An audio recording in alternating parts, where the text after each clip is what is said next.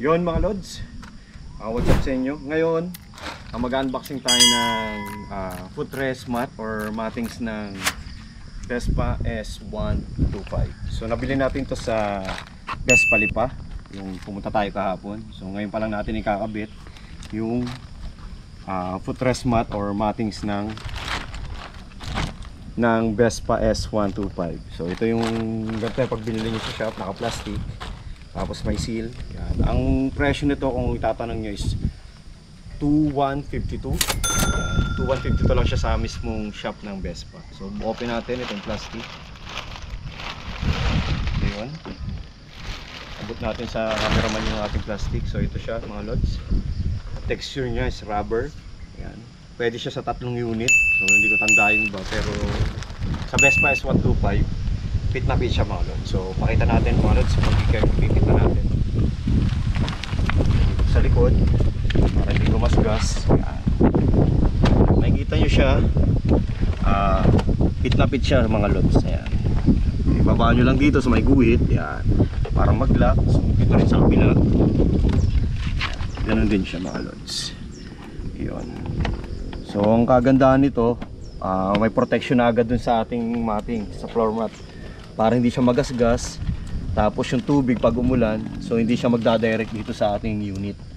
So ang kagandahan niya, pag bawa umupo ka, yung iba kasi dito sila tumatapak. Ako dito ako tumatapak lods. Yan. So madumi lang siya, alis natin, bahala na kayo dyan. Yung iba naman dito. So yan, ganyan.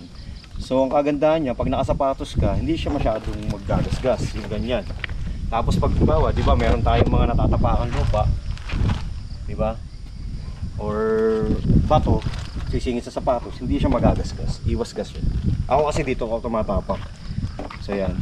Ang problema lang dito mga lods, pag bumili ka ng foot peg, syempre, ang mangyayari niyan, kailangan mo siyang ikat. Yung iba nakikita ko kinakat yan, para yung foot peg. So ako, prepared ko na hindi na bumili ng foot peg. Para yung matik siya. So ganyan yung paa. So pwede rin ganito yung forma ng upo mo. So yun. Yun lang ang ating budol for today mga lods. Footrest mat ng Vespa S125 or mattings ng Vespa S125. So itong unit natin is Vespa S125. I get yung kanyang makina.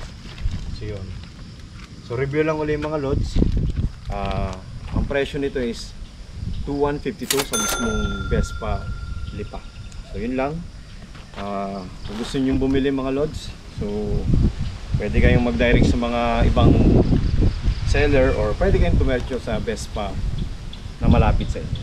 So yun lang mga lods, maraming salamat, and I hope nagustuhan nyo yung ating simpleng video. And kung hindi pa kayo subscribe, please don't forget to subscribe and like nyo na rin ang ating notification bell para lagi kayong updated sa ating mga bagong video. Yun lang mga lods, maraming salamat.